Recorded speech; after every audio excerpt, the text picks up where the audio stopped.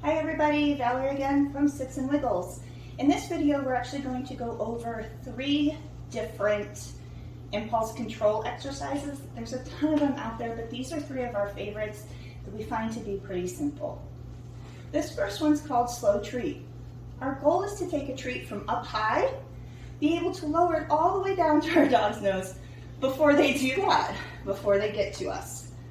This is an exercise we haven't practiced with Phoenix in a while, so you'll probably actually see something like you're experiencing the first few times that you do it, which is actually really beneficial.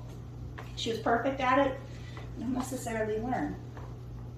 So what I'll do, I bring that treat up. She has opted to sit for whatever reason, that's fine. It often helps our dogs not move towards the food. What we're going to do is slowly lower this treat down for her, and I'm going to pay very close attention to her body. I happen to notice her jaw started to open slightly and there was a slight shift in her weight. Very likely the next thing was going to happen in the next couple of seconds, which she was going to kind of move towards the treat. And our goal is that she is a still little statue. So I'm going to mark before that movement happens and then give her a treat. This one, actually let me show you that again. Oops. She's opted to lay down, totally fine.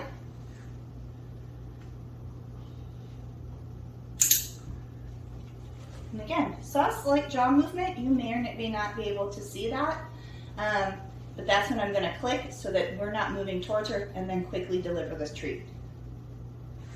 Slow, slow, slow. And click and treat without that movement. I'm going to push her a little hard this time to show you what to do if your dog does move. I'm actually going to stand her up because she struggles a little bit more with this. Good job, if she's sitting or standing. And it makes it a little easier for me not to have to bend so far. So again, high up above the nose.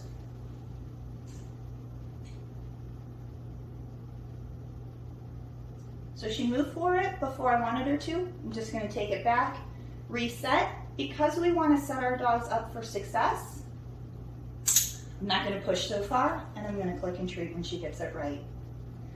Again.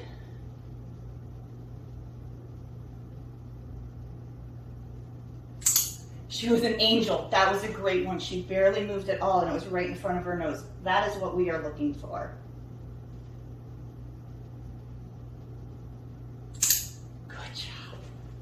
I'll try and push her a little hard again so we can do another how to reset and go back. So again, nice and slow.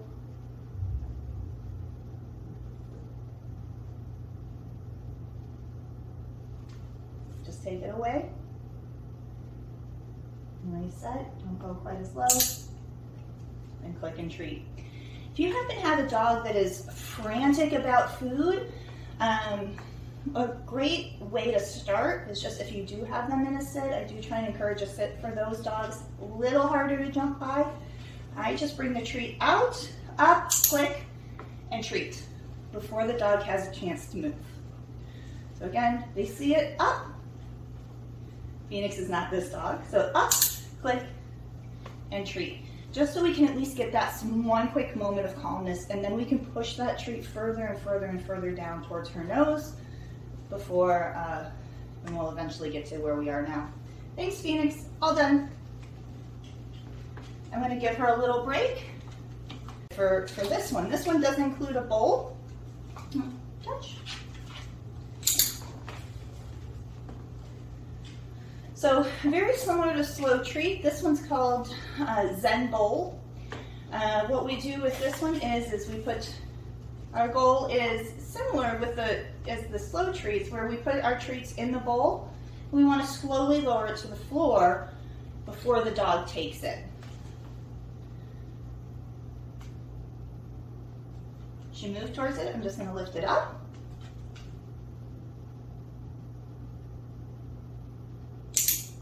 Reset and let her feed.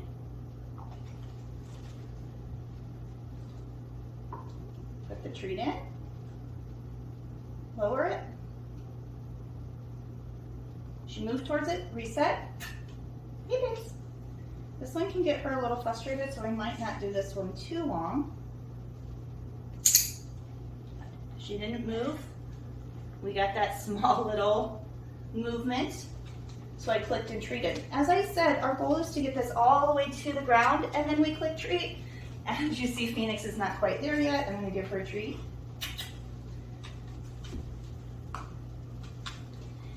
It's very similar to maybe teaching a weight, if you've done that in the past with a bowl, but we're not using any cues on that one.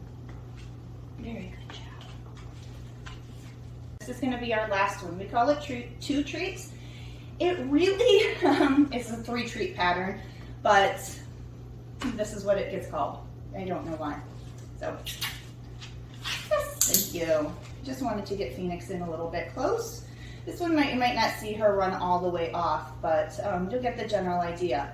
I'm going to take one treat and show it to her, and just kind of calmly toss it across the ground, where she kind of goes off the screen a little bit. And then she comes back, and she looks, 2, 3, right? So that was really, really calm behavior from her. She calmly went after the treat, and she calmly came back and looked. This is a great kindergarten level. So I say for the first few days, at least when you're practicing this, gently throw the treats away and not super far. What we don't want is your dog frantically running off and coming back and super jazzed up. What we're looking for is this calmness like Phoenix is having right now.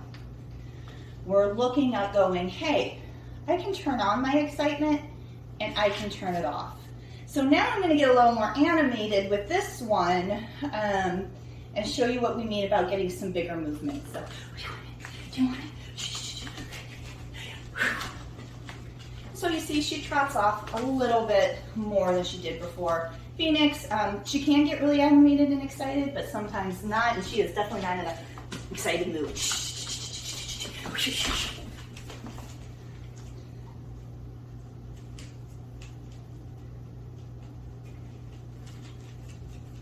Comes back.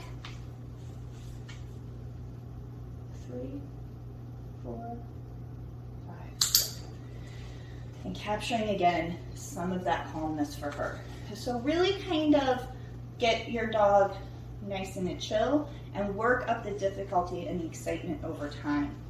This helps, one, like I said, getting excited and knowing when to turn it off, but also reorienting to you after they've been off doing something. So you notice she keeps coming back because this is where the treats are. All right, if you have any questions about these 3 exercises, let your trainer know, and we'll get you the answers. Have a good one. All done.